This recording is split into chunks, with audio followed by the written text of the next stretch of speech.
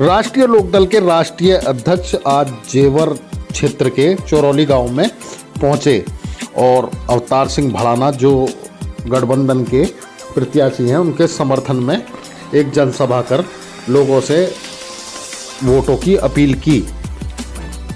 उन्होंने भारतीय जनता पार्टी की प्रदेश सरकार पर जमकर हमला बोला। देखें क्या बोले जयंत चौधरी जी। कोविड के 2 साल खराब हो गए। अगर उम्र बढ़ानी भी पड़ी तो बढ़ाएंगे, भर्ती बढ़ानी भी पड़ी। Law and order. अब चौधरी चरण सिंह जी ने तो गुंडा एक्ट बनाया था 1960 का क्या, जो हाथरस पे मुझ पे लाठीचार्ज किया। बाबा ने नौजवान गर्मी, नौजवानों की गर्मी कहाँ निकाल पाएंगे बाबा, इनके बस की नहीं। तो इस बार हैंडपंप का बटन इतनी बार दबाओ, ऐसे दबाओ जोरदारी पे, एक पानी ठंडा निकले, वो ठंडक उनको मिल जाए पीने। सरकार ने बदतमीजी की है लोगों के साथ, बहुत बदतमीजी की है।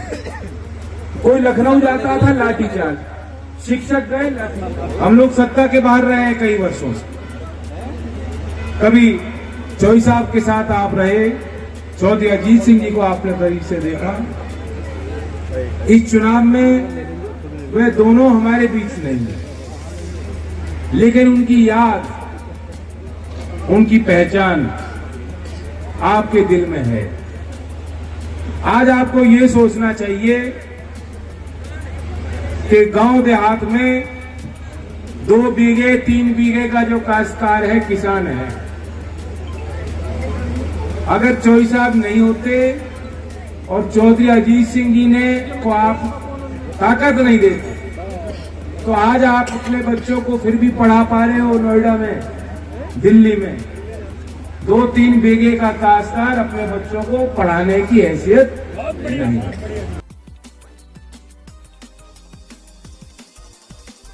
आजाद भारत में पहली ऐसी सरकार बनी जो कहने को तो बहुत मजबूत थी। यूपी में 303 विधायक, 303 राइफल बंदूक आपने योगी जी को पकड़ा दिया और संसद में इतनी प्रचंड बहुमत भारतीय जनता पार्टी की। लेकिन पहली बार ऐसा हुआ कि सरकार इतनी मजबूत बना दी जिसके आगे जनता मजबूर हुई और 13 महीने आंदोलन चला। 13 महीने आंदोलन चलाने वालों का कोई लालच था क्या? उनके रास्ते में तार बिछाई गई, बैरिकेडिंग लगाई गई, उनका हर मोड़ पर अपमान करने की कोशिश सरकार के गुंडे और दलालों ने किया। आजाद भारत में क्या कभी 13 महीने का आंदोलन चलाने को आप मजबूर हुए क्या? क्यों नौबत आई?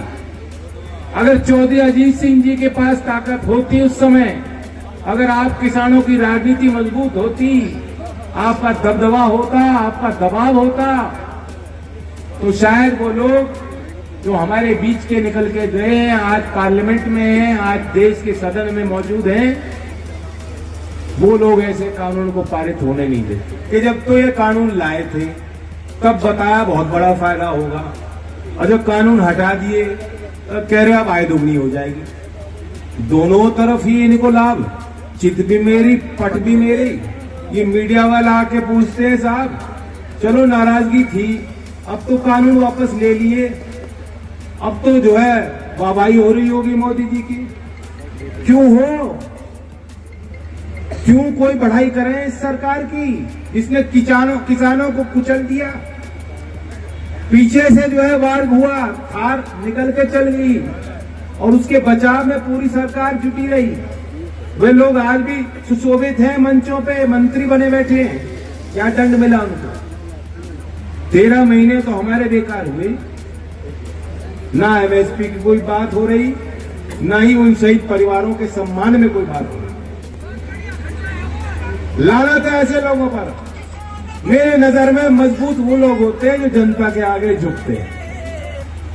जनता के आगे झुकने वाली सरकार, जनता की मानने वाली सरकार, बात वह मजबूत है।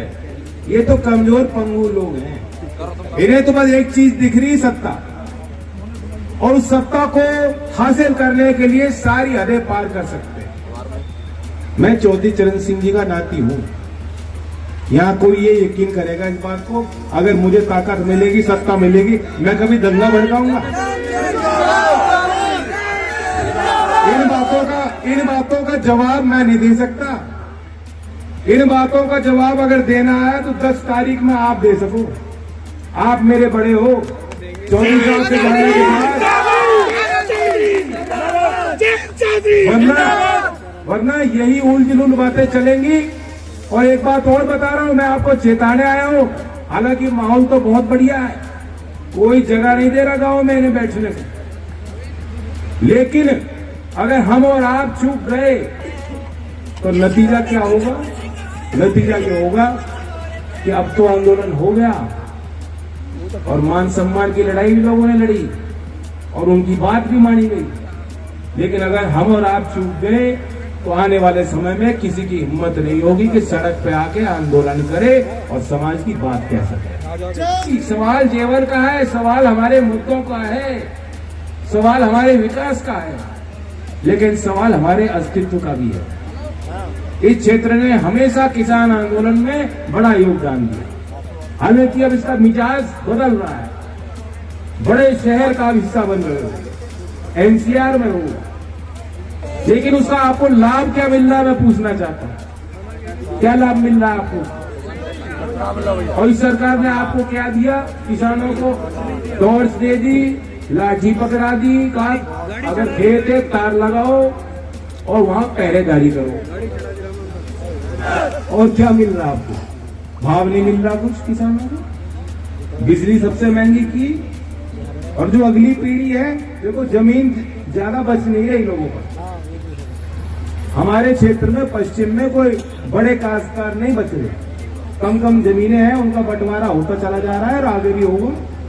और अगली पीढ़ी, उसके ऊपर बड़ा संकट है, वो खेती नहीं कर सकते, करना नहीं चाहते। उनके लिए सरकार ने क्या किया? सुविधाओं के नाम पे सरकार ने क्या दिया? जहां ऑक्सीजन की कमी से बच्चे लोग मर रहे थे, अगर दवाई चाहिए थी रेमडेसिविर तो पहले कमिश्नर से चिट्ठी लिखाओ, फिर डीएम से उसका स्टैंप डलवाओ और फिर टेस्ट रिपोर्ट लेके आओ, तब जाके हम मानेंगे। ऑनलाइन पहले उसको भरो फॉर्म को, तब माना जाएगा हाँ आपको अस्पताल की जरूरत है। कितने लोग मारे गए ऐसे ही बेवजह? बचाव हो सकता था अगर सरकार की तैयारी होती, कोई योजना होती। सरकारी अस्पतालों की हालत देख लीजिए।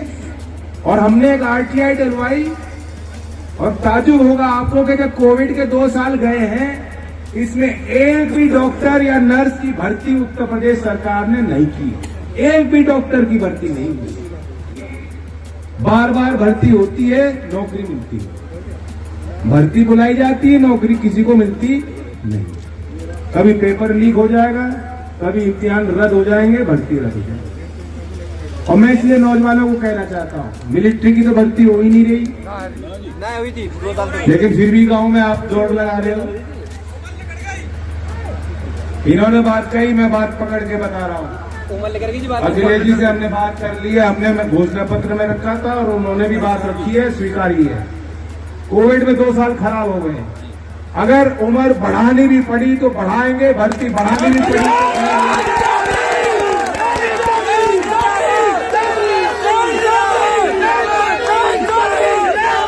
लेकिन आप हमें ताकत दोगे और जब बैठ के लखनऊ में मिलकर हम फैसला लेंगे तो पश्चिम के साथ और आप नौजवानों के साथ कोई अन्याय होने वाला नहीं है। बाबा कहते हैं लॉ एंड ऑर्डर। अब चौधरी चरण सिंह जी ने तो गुंडा एक्ट बनाया था 1970 में, आप हमें क्या सिखाओगे लॉ एंड ऑर्डर?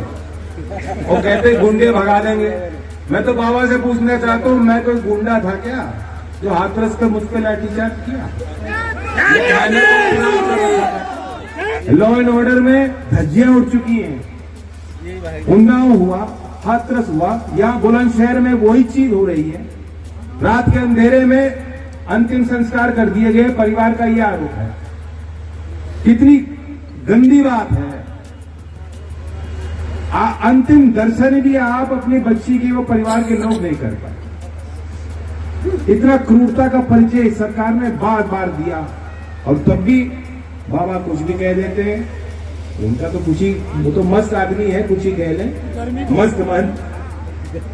अब वो कह रहे हैं जो ये पश्चिम के लोग ज्यादा गर्म हो रहे हैं। गर्मी बढ़ रही है जी। मुझे लगता है वो ये मानते हैं कि हम सब जो है 20% में हैं। ये 20% वाले इतने गर्म हैं कि ये 100% तक पहुंचा देंगे हमें। बाबा ने जो भी नौजवान गर्म है, नौजवानों की गर्मी कहाँ निकाल पाएंगे बाबा, इनके बस की नहीं। तो इस बार हैंडपंप का बटन इतनी बार दबाओ, ऐसे दबाओ जोरदारी तो एक पानी ठंडा निकले, वो ठंडक उनको मिल जाए, पी लें, उनको नहा देंगे, उसमें नहला देंगे। और इस सरकार ने बदतमीजी की है लोगों के साथ, बहुत बदतमीजी की है। कोई लखनऊ जाता था लाठीचार्ज, शिक्षक गए लाठीचार्ज, इलाहाबाद यूनिवर्सिटी में घुस गए लाठीचार्ज, मुझ पे लाठीचार्ज, आप पे लाठीचार्ज, कोई मतलब नहीं। महापुरुषों का अपमान किया। वो मीर भोज का जो पूरा प्रकरण था बेवजह, आप महापुरुष का नाम लिख रहे हैं और फिर उसे मिटा दे रहे हैं। क्या होगा, लोग क्या, स्कूल तो बंद है, मेरी बच्ची अब नहीं जा रही स्कूल, क्या चाह रहे ये बच्चे ही हैं। तो मीर भोज के पूरे प्रकरण में और कोई दोषी नहीं, सरकार योगी जी ने खुद फैसला लिया कि मैं तब आऊंगा जब उनका नाम मिटाओगे, वरना मैं आने का नहीं उद्घाटन करने। यहाँ भूमि अधिग्रहण के भी बड़े बड़े घोटाले होते हैं, और एयरपोर्ट में भी विस्थापन की जो नीति ऐसी बनाई उन्होंने कि लोगों को, किसानों की जिनकी जमीन भी जा रही है, अभी वे भी दुखी है। मैं जब पिछली बार आया था यहाँ, मैं एक बात को कह गया था कि सरकार की प्राथमिकता रहेगी कि इन घोटालों का पूरा खुलासा हो, जो जिम्मेदार अधिकारी है उनके खिलाफ कार्रवाई होगी, और जो भूस्वामी, जो जमीन के मालिक थे, जिन्होंने जमीन दी है विकास कार्यों के लिए, पूरा जो उनकी मांग है, उन मांगों को हम मानेंगे। उत्तर प्रदेश की विकास की संभावनाओं को भर देने के लिए, उन संभावनाओं को पूरा करने के लिए हम संकल्पित हैं। आप आशीर्वाद दें। 10 तारीख में ये समझ के कि मैं खुद यहाँ से चुनाव लड़ रहा हूँ, उसी तरह से अवतार भड़ाना जी को वोट करके जिताएं, यही मेरी अपील है। धन्यवाद। जय हिंद।